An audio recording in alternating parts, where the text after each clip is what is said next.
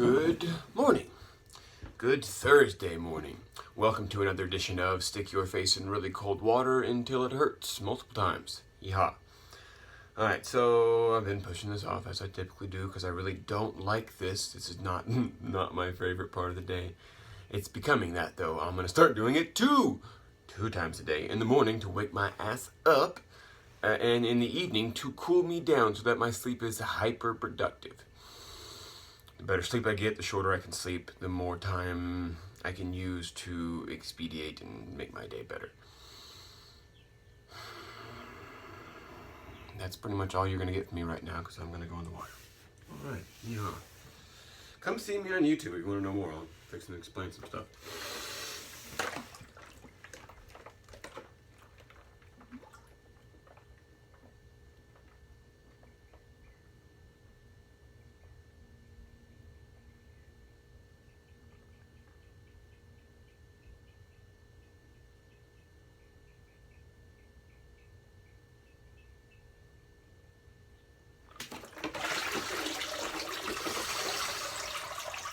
Stay in as long as you feel comfortable.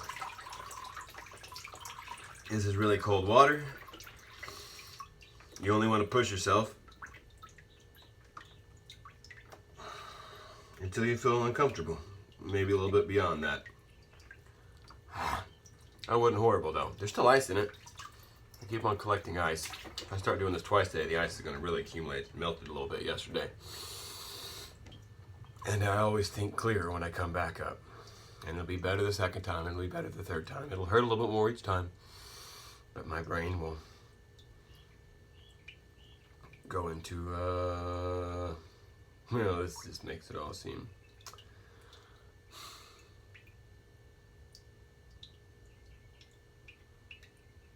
I am a undisciplined, weak-willed, I can begin to say was, apathetic, followed other people, didn't do what I loved, pursued money, had no discipline, took the easy way, was kind of a wretch, man, kind of a wretch. I barely supported my family in all the ways that you can think of that, not just money. I drove a truck for most of my marriage, and I made pretty decent money through all of it. In the end, I was pulling in well above the national average. In the oil field, and I was gone for 30 days at a time, and constantly stressed out because that's what driving does to you. If you're driving, I guarantee you're stressed. There's no way around it. Driving is a constant stress. It puts you in constant fight or flight.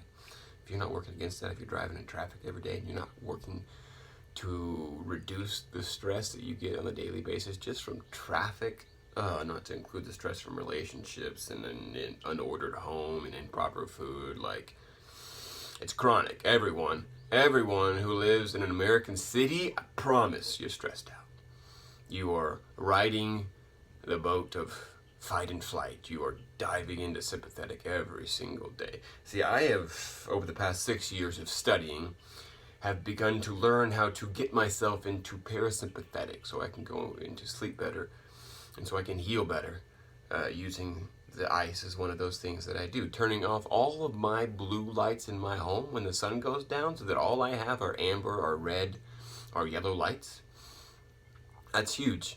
Huge. It actually has made my pupil and the pupils of my family bigger than normal. I'm going to go under for a minute. Probably not a minute though, you know.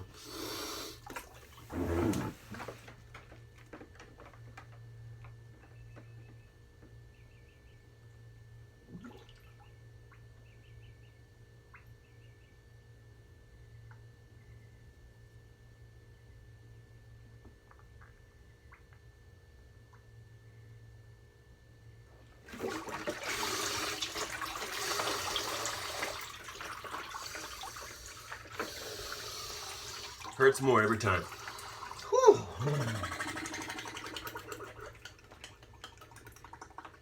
Oh.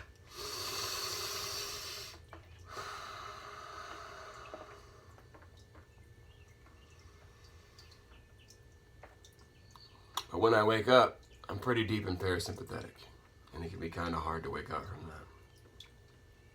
Especially when you're trying to wake up before your body's ready to get you up. So that's unfair. That depends on how you sleep. I was awake at like 4. My alarm didn't go off, or I didn't hear it. But before 6 a.m., I woke up and my alarm went off at 6 a.m. Because I'd been awake for a little while, because my body had already woken me up. But some days your body doesn't really kick right into it. It's around 4 a.m. Your body starts pumping up your hormones, your sympathetic fight or flight, starts waking you up, cortisol, all the things that make you feel better and make you feel ready to start moving. It's basically what most people are using coffee for now. But your body does it naturally. It only does it naturally if you go to bed at the proper time. There is a cycle that goes through based on your circadian rhythm, which should be based on the seasons, which are based on the sun's rotation around the earth. So ideally, the best way to start your new sleep pattern, to start your new life, really, because if you refresh your sleep pattern, your life's going to change. I promise, there's no way around it. Wake up in the morning, watch the sunrise. Take 15 minutes. And then in the evening, watch the sunset. You do that for 3 days. 3 days you do that. What is that? An hour and a half of your life for 3 days, and your sleep cycle will reset. Now, it's not going to be a full reset, because ideally you should be sleeping on the ground, i.e. the camping trip. There's articles about it. They did studies on it last year. A camping trip completely resets your circadian rhythm. Now, sleeping on the ground attunes you to the Schumann resonance, 7.82, I think, 7.83. I could be off on that, I apologize. But it's the Schumann resonance, SCHUMAN.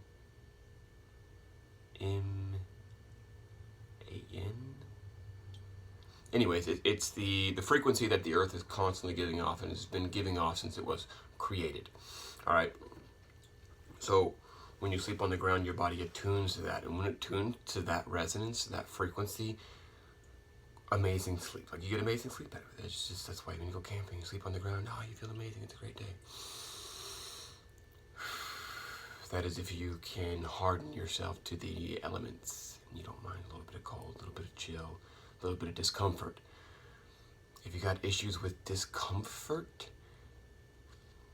that's a whole nother topic. I recommend looking up the Stoics, Roman philosophy, Stoics. Discomfort's not bad. Get over it. All right.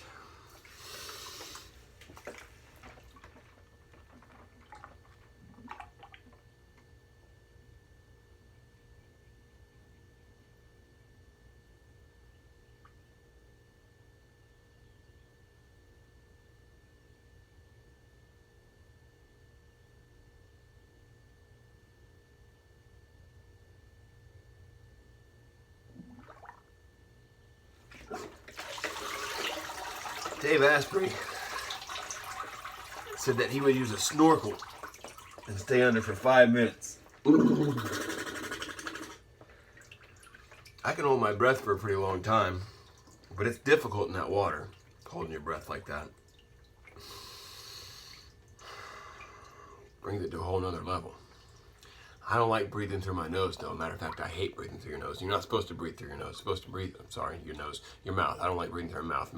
Is there a nose snorkel? If there's a nose snorkel, someone let me know. That'd be cool. I'm a nose breather because your nose is designed for breathing. Your mouth is not.